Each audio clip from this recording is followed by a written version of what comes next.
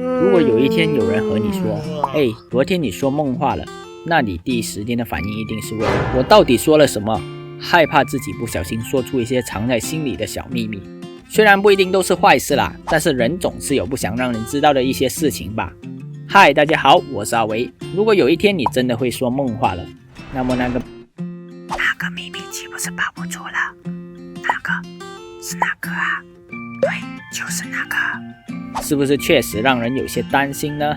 但是为什么我们会说梦话？而说梦话又代表着什么？想知道的话就订阅加打开小铃铛，接着看下去吧。当然开始之前也先按个赞，避免等下忘记咯。那我们开始吧。人在睡觉时如果会发出声音，不过只有两种，一种是打呼的声音，另一种是说梦话的声音。关于打呼的姿势与利害关系，我已经在之前的影片讲过了，有兴趣的朋友可以到右上角的资讯卡看看咯。说梦话也被称作梦呓，可以在睡梦中说话、唱歌、哭笑等等，有时候是完整的一句话，也有可能是根本就听不懂的声音或语言。当人处在睡眠第一和第二阶段时，说的话通常都比较能理解和听得懂，但当处在睡眠第三和第四阶段时，这段时间的梦话通常都是在乱说或是模糊听不懂的声音。就像这样。什么是睡眠1、2、3、4阶段啊？还有，就不能等他起来问他梦话说了什么吗？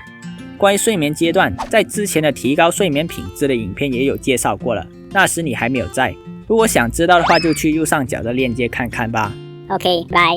还有，如果你说要等他起来问他到底说了什么，那肯定也得不到答案哦。因为一般说梦话的人，他是不知道自己有说过梦话，当然更别说是梦话的内容啦。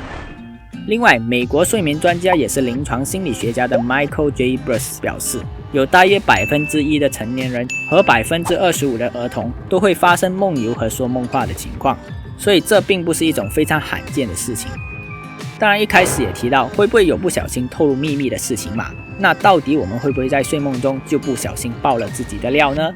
Michael J. Bruce 也有表示，目前发现大多的梦话都不值得听信，因为没有研究资料显示梦话可以用来分析当事人的真实行为与意识。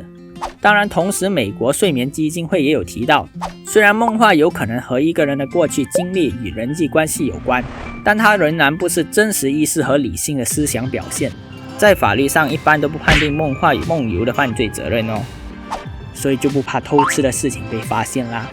等等，我说的是偷吃布丁啊。我回来了，讲到哪里了？Michael J. Bruce 认为，睡眠不足或是长时间累积的睡眠债是导致梦话的原因之一。所谓睡眠债，也就是一天一天累积下来的睡不够的时间。每个人都有自己不同所需的睡眠时间，有些人睡个几小时就够了，而有些人却是要睡上更多的时间才能满足所需的睡眠。睡不够不但有可能导致说梦话，然而大家都知道，睡不够也会对生活的效率大有影响吧。所以不要小看这累积的睡眠债哦。美国睡眠基金会也指出，压力大、忧郁、睡眠债、酗酒和发烧都有可能导致说梦话的原因。另外，研究也发现，患有 PTSD 也就是创伤后压力症候群的人中，有 30.7% 的人有说梦话的现象，比起非 PTSD 患者还要常出现梦话的现象。当然，如果大家想要了解 PTSD 的话，记得在下面留言给我知道哦。然而一般的说梦话都不会影响自身的睡眠或其他病症，那就可能要辛苦和你同房的伴侣或室友了。对于大多数人而言，说梦话只是短期现象，偶尔压力大的时候出现一阵子，所以不需要特别治疗。但如果发现长期每晚都这样，还是建议去咨询一下医生啦。当然也欢迎大家在下面分享说梦话的经验啦，也顺便追踪一下我们的 IG。 好啦，如果你觉得这集影片不错的话，记得在下面按个赞。如果你也觉得这集对你有帮助的话，记得分享给身边的家人朋友。